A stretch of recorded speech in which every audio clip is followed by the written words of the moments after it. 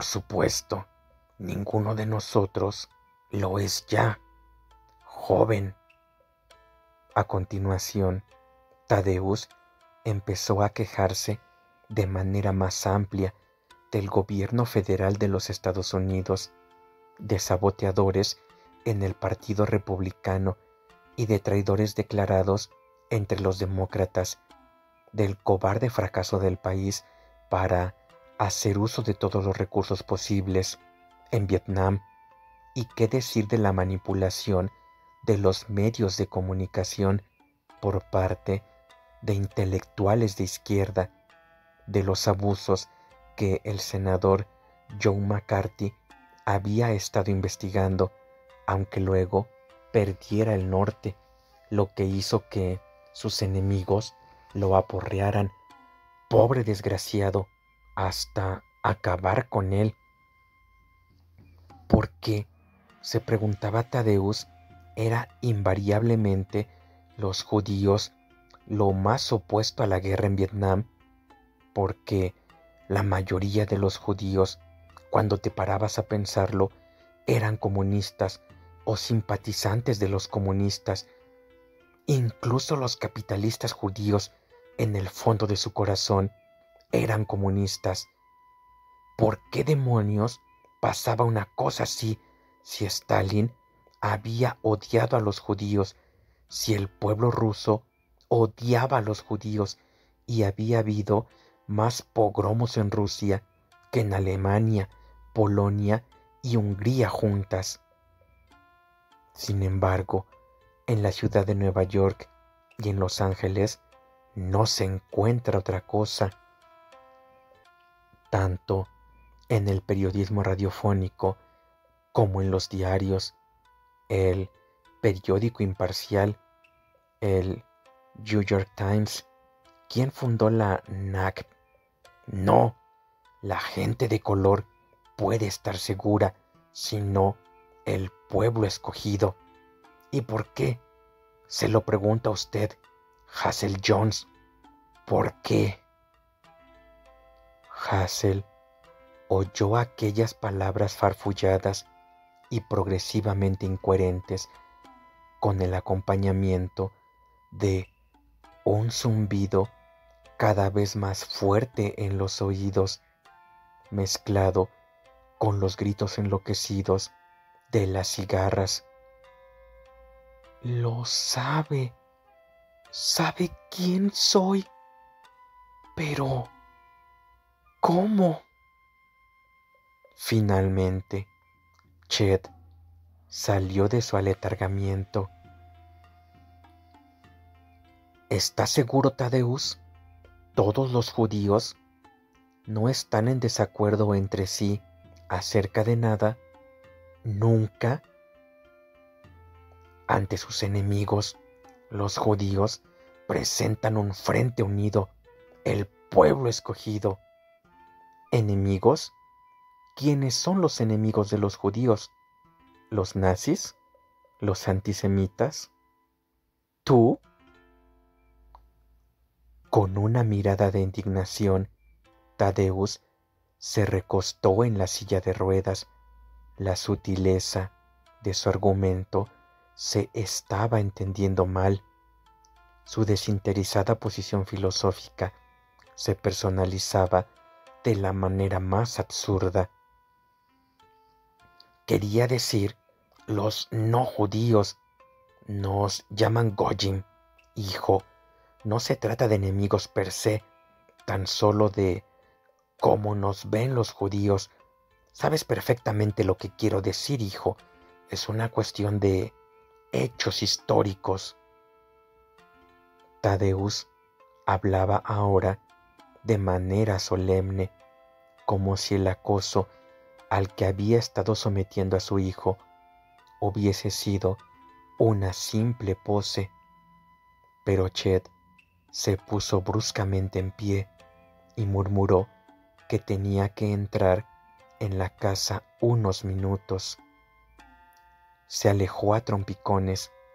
Hazel se temió que estuviera sufriendo uno de sus ataques gástricos, que a veces desembocaban en arcadas repetidas. La cara se le había puesto de un color blanco enfermizo. Había empezado a experimentar aquellos ataques varios años antes, cuando en Buffalo lo increparon por primera vez en mítines contra la guerra. A veces padecía ataques más leves antes de alguna de las actuaciones públicas de Zack. ¡Al infierno con él! Hazel no pudo evitar sentirse molesta por tener que quedarse a solas con su padre, aquel anciano grotesco en su silla de ruedas que la fulminaba con la mirada.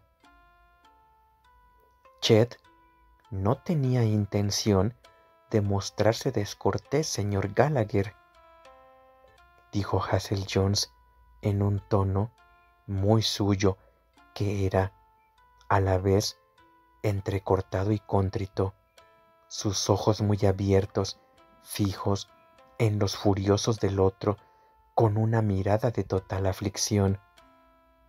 Se encuentra en una situación emocional. ¿Ah, sí? Emocional para Chet y también para mí. No ha estado en esta casa, me ha dicho desde... Sé exactamente el tiempo que hace, señorita Jones. No necesita usted informarme sobre hechos relacionados con mi condenada familia. Hazel, muda de indignación, se supo rechazada, como si Thaddeus se hubiera inclinado hacia adelante para escupirle en el vestido amarillo de organdí. ¡Que Dios te haga arder en el infierno, hijo de puta!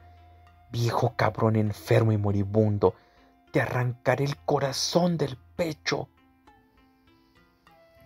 Hazel Jones era la hija del sepulturero. No había nunca un momento en el que no lo fuera, por lo que dijo en un murmullo avergonzado para aplacar al enemigo: Lo siento mucho, señor Gallagher. El criado, con chaquetilla blanca, seguía en el límite de la terraza, oyendo quizá la conversación. Thaddeus terminó ruidosamente su bebida, un brebaje escarlata de aspecto repugnante al que se había añadido un chorro de vodka. Quizá también se sintiera avergonzado después de hablar de manera tan brusca a una invitada, y una invitada a todas luces inocente y sin malicia. Los ojos vidriosos del dueño de la casa se detuvieron en la piscina, en su llamativa aguamarina artificial. Sobre su superficie, ligeramente ondulada, se reflejaban filamentos de nubes como trozos de intestino. Thaddeus jadeó, gruñó, se rascó ferozmente la entrepierna. Luego procedió a frotarse el robusto pecho dentro de la camisa blanca con abandono sensual. Hazel bajó los ojos. El gesto era demasiado íntimo. Las fotografías que había visto de Thaddeus Gallagher en el pabellón de Greenstone Island eran de un hombre corpulento, pesado, pero no obeso, de cabeza grande y aire de ser muy dueño de sí mismo. Ahora su cuerpo parecía hinchado, abotagado. Sus mandíbulas tenían aspecto de estar acostumbradas a rechinar ferozmente. Hazel se preguntó qué capricho cruel le había inspirado la idea de vestirse aquel día con semejante ropa que dejaba su mole al descubierto y la convertía en una parodia. Nada de emocional. Es un cabrón insensible. Lo aprenderá usted, Hazel Jones. Chester Gallagher no es de fiar. Soy yo quien tiene que disculparse, señorita, por él, su estúpida política, su jazz de negros. Fracasó con el piano de verdad, de manera que se pasa al jazz de los negros, música mestiza. Fracasó en su matrimonio, de manera que se relaciona con mujeres de las que se puede compadecer. Carece de vergüenza, es un mitómano. Tuvo la osadía de decirme cuando era un mocoso de 15 años, el capitalismo está condenado. El muy engreído. En estos artículos suyos inventa, deforma, exagera en el nombre de la verdad moral, como si pudiera haber una verdad moral que niegue la verdad histórica. Cuando no era más que un borracho, y Chester lo ha sido, señorita Jones, durante muchos más años de los que hace que usted lo conoce, habitaba una especie de batisfera de mitomanía. Ha inventado tales historias sobre mi ética de los negocios, que he perdido toda esperanza de poder rectificarlas. Soy un periodista viejo, creo en los hechos y más hechos. Nunca se ha publicado un editorial en ningún periódico de la cadena Gallagher que no estuviese basado en hechos. Nada de estupideces liberales, necedades sentimentales sobre la paz mundial, las Naciones Unidas, el desarme universal, sino sobre hechos, los cimientos del periodismo. Chester Gallagher nunca ha respetado los hechos como es debido. Ha tratado nada menos de convertirse en algo así como un blanco negro a base de tocar su música y de apropiarse sus causas. Hazel apretaba con fuerza un vaso empañado, habló con calma y un ligero toque de coquetería. Su hijo es un mitómano, señor Gallagher, y usted no. Thaddeus la miró con ojos entrecerrados. Los pliegues bajo la barbilla se agitaron. Se animó como si Hazel hubiera extendido la mano para tocarle la rodilla. ¿Tiene que llamarme Thaddeus Hazel Jones? Mejor aún, Tad, señor Gallagher, es para criados y otros asalariados. Al ver que Hazel no respondía, Thaddeus se inclinó hacia ella, insinuante. ¿Me llamarás Tad? Es muy como Ched, ¿no te parece? Casi nadie me llama ya Tad. Mis viejos amigos van cayendo en todas las estaciones como hojas muertas.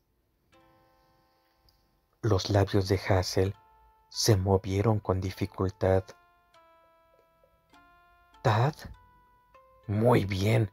Yo, desde luego, me propongo llamarte Hazel, ahora y siempre. Thaddeus acercó la silla de ruedas. Hazel percibió su olor a vejez, como el interior sin ventilar de la vieja casa de piedra en el cementerio.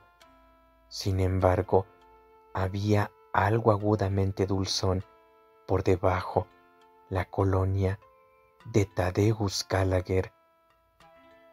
Aunque fuese un hombre monstruo embutido en una silla de ruedas, se había afeitado con cuidado aquella mañana, añadiendo después unos toques de colonia.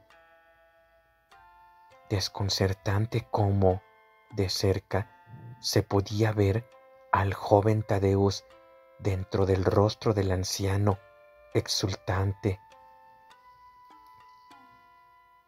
Hazel Jones, un nombre encantador con un algo de nostalgia. ¿Quién te puso ese nombre, querida? No, no lo sé. ¿No lo sabes? ¿Cómo es posible, Hazel? Nunca conocí a mis padres. Murieron cuando yo era muy pequeña. ¿Muertos? ¿Y dónde fue eso, Hazel? Chet se lo había advertido. Su padre la interrogaría, pero Hazel no parecía capaz de impedirlo. No lo sé, señor Gallagher. Sucedió hace tanto tiempo. No tanto tiempo, ¿verdad que no? Eres una mujer joven. Hazel negó con la cabeza, despacio. ¿Joven? Hazel Jones. Ese nombre me resulta conocido, pero ignoro el por qué. ¿Me lo podrías explicar, querida? Hazel dijo, quitándole importancia. Probablemente hay varias Hazel Jones, señor Gallagher, más de una, desde luego. Bien, no dejes que te intranquilice, querida mía. Me estoy sintiendo culpable, supongo. Al parecer, he disgustado a ese radical hijo mío tan sensible que ha optado por salir corriendo y dejarnos solos. Thaddeus pulsó entonces con energía uno de los botones de la silla de ruedas. Hazel no oyó ningún sonido, pero al cabo de unos segundos apareció un bañero en camiseta y calzón de baño que traía albornoces y toallas. Aquel joven llamó a Thaddeus señor G, y el hombre de más edad correspondió con algo que sonaba como Pepi, de unos 25 años, muy moreno y rostro juvenil insulsamente afable, físico de nadador, con talle bajo y hombros anchos semejantes a alas. Hazel vio que sus ojos se deslizaban sobre ella, evaluándola con rapidez, pero ausentes. Era una persona que conocía su sitio, fisioterapeuta de un rico impedido. ¿Querrás acompañarme, Hazel? Dicen que debo nadar todos los días para evitar que mi enfermedad progrese. Por supuesto, mi enfermedad progresa de todos modos. Así es la vida.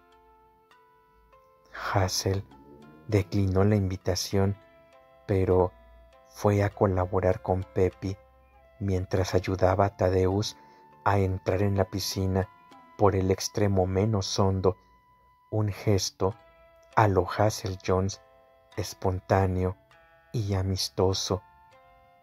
Gracias, querida mía, aborrezco el agua hasta que me meto. Pepi le ató unos flotadores de plástico rojo por encima de los carnosos hombros y de un lado a otro de su inmenso pecho caído. Luego, despacio, ayudó a Thaddeus con la concentrada atención de una madre que ayuda a su hijo torpe y un tanto miedoso a entrar en el agua. Un agua que brillaba y se estremecía a su alrededor. Hazel le ofreció una mano, y qué agradecido se mostró Thaddeus, agarrándosela, mientras su peso se deslizaba en el agua como un saco de cemento. Thaddeus apretó los dedos de Hazel en un repentino ataque de pánico. Luego, como de manera milagrosa, ya estaba en la piscina, resollando y chapoteando. con infantil abandono. Pepi caminó primero y luego empezó a nadar despacio a su lado. Tadeusz se estaba riendo, alzando los ojos para hacerle guiños a Hazel, que seguía su lento progreso dentro del agua, ahora agitada, caminando por el borde de la piscina. Hazel, tienes que reunirte con nosotros. El agua está perfecta. ¿No es cierto, Pepi? Desde luego que sí, señor G. Hazel rió. Le habían salpicado su bonito vestido, que apestaría a cloro. ¿De verdad, Hazel?, dijo Tadeusz, manteniendo la cabeza erguida fuera del agua con absurda dignidad. Tienes que acompañarnos. Has llegado demasiado lejos. El movimiento de sus robustos brazos era enérgico, el de sus piernas atrofiadas, débil. No tengo traje de baño, señor Gallagher. Tad, lo has prometido. Tad. Tadeusz estaba otra vez lleno de vida, con una alegría frenética. Hay trajes de baño para mujeres en los vestuarios. Allí, por favor, ve a mirar. Hazel vaciló, indecisa. Casi se sintió tentada para fastidiar a su amante. Como si le leyera el pensamiento, Tadeusz dijo astutamente: hazlo, cariño, para que así quede mal el cobarde de mi hijo. Ha salido huyendo, tiene miedo de su padre impedido, con cáncer de próstata y un poquito de cáncer de colon para rematarlo. Pero ¿ves a Tadeusz escabulléndose, cobardemente derrotado? ¡Claro que no! Hazel supo no reaccionar ante aquella revelación. Nunca debía hacer la menor referencia a la salud de Tadeusz Gallagher. Fingiría no haber oído. Se quitó con cuidado las sandalias de tacones altos para caminar descalza por el borde de la piscina.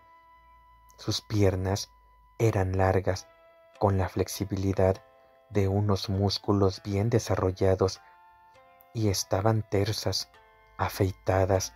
Era imprescindible para Hazel Jones afeitarse las piernas, los muslos, los sobacos y otras zonas del cuerpo que pudieran traicionarla con su producción de vello oscuro, rizado y más bien vasto. En su calidad de Hazel Jones, comía frugalmente para seguir así siendo esbelta, muy femenina y muy bonita, como tenía que serlo el personaje que interpretaba. En el agua, con un olor demasiado fuerte, Tadeusz Gallagher se esforzaba por verla. No lograba hablar con mucha claridad mientras chapoteaba y salpicaba con sus absurdos flotadores, pero seguía llamando a Hazel como se puede llamar a un niño obstinado. Seguro que puedes nadar, cariño. No te va a pasar nada, con Pepi y conmigo tan a mano.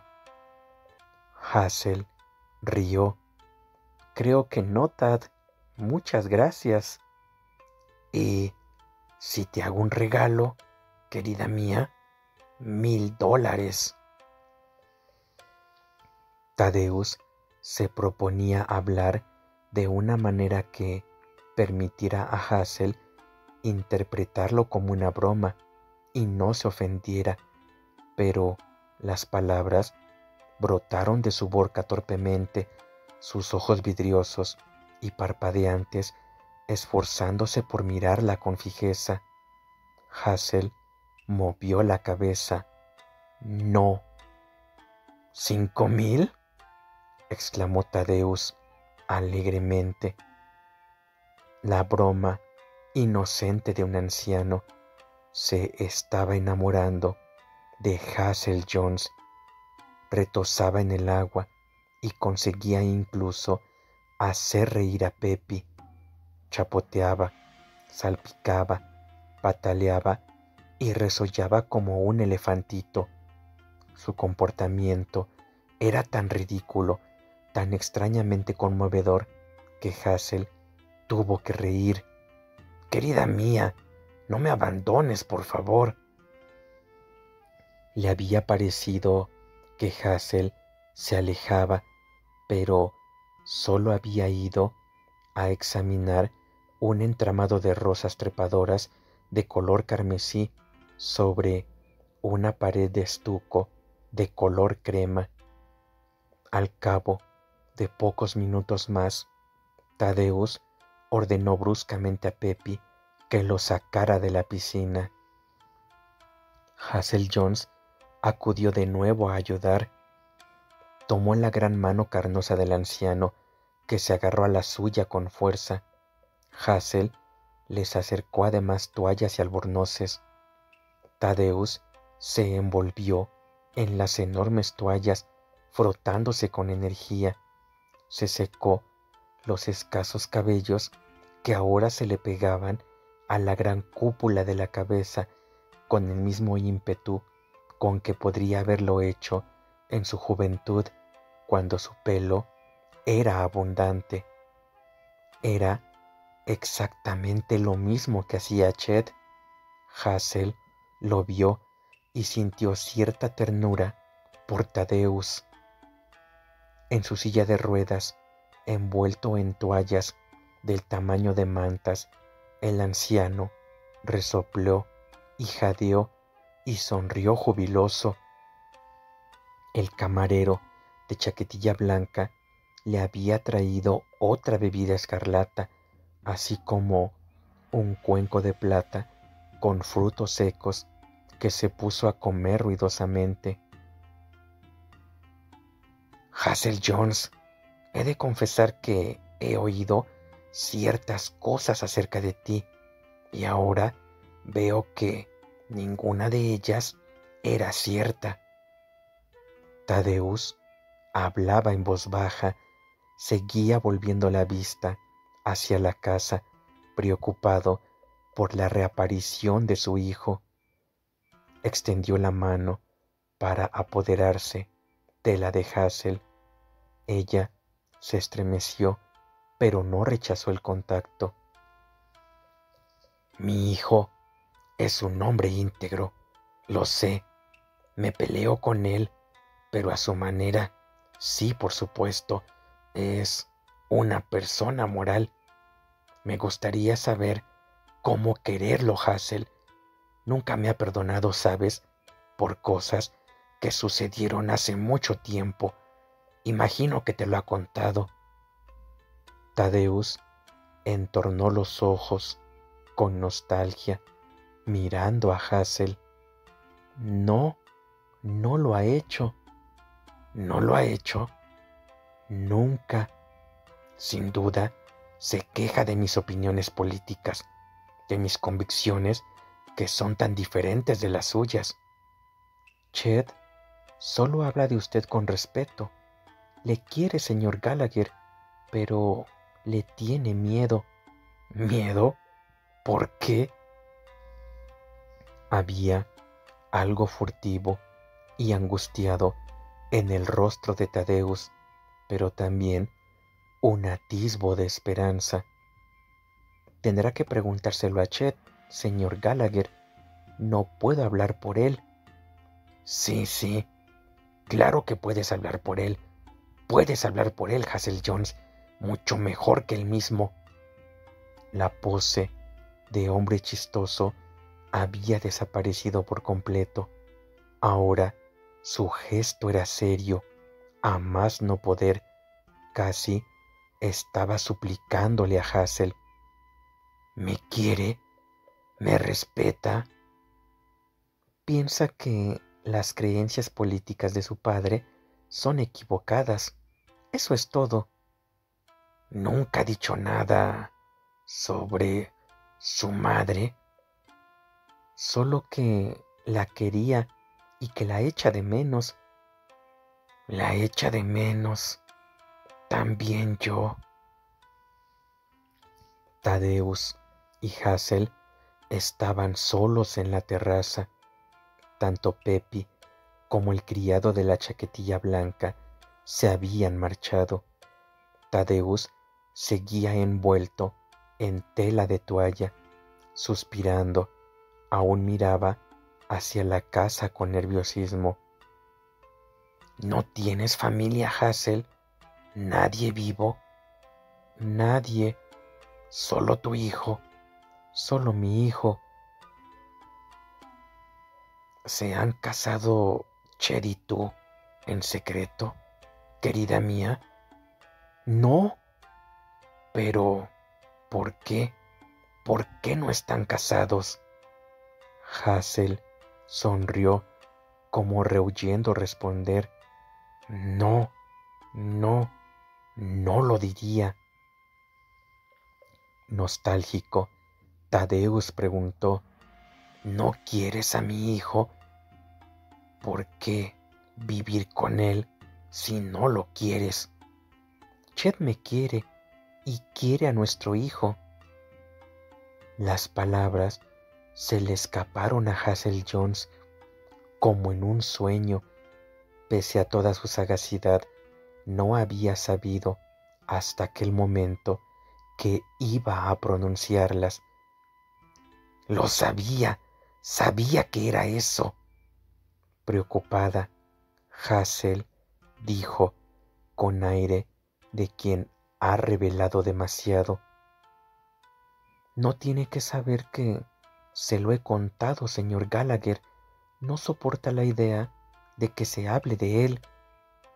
Tadeusz dijo tajante. Lo sabía, por alguna razón, nada más verte. Lo he sabido, Hazel Jones.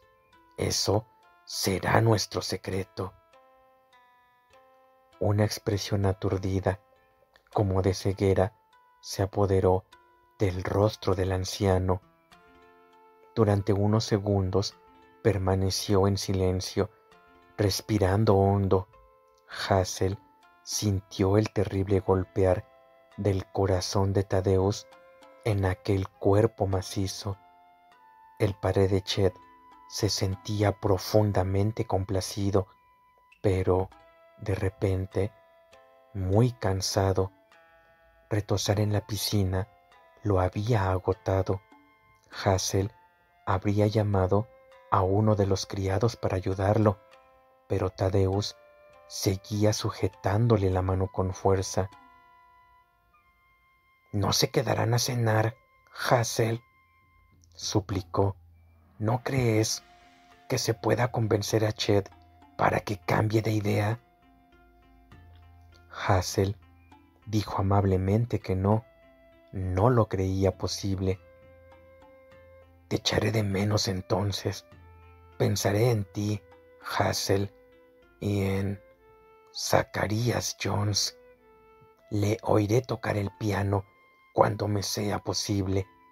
No voy a imponerles mi presencia. Me doy cuenta de que sería un error táctico. Mi hijo es una persona sensible, Hazel, y también un hombre celoso. Si Chester te decepciona alguna vez, querida mía, has de acudir a mí. ¿Me lo prometes? Amablemente, Hazel dijo que sí, lo prometía. En un gesto repentino, un poco torpe, Tadeusz se llevó a los labios la mano de su interlocutora para besársela. Hazel sentiría durante mucho tiempo la huella de aquel beso sobre la piel, la sensación carnosa, inesperadamente fría. La gruesa araña, la hija del sepulturero, ¿quién lo habría predicho?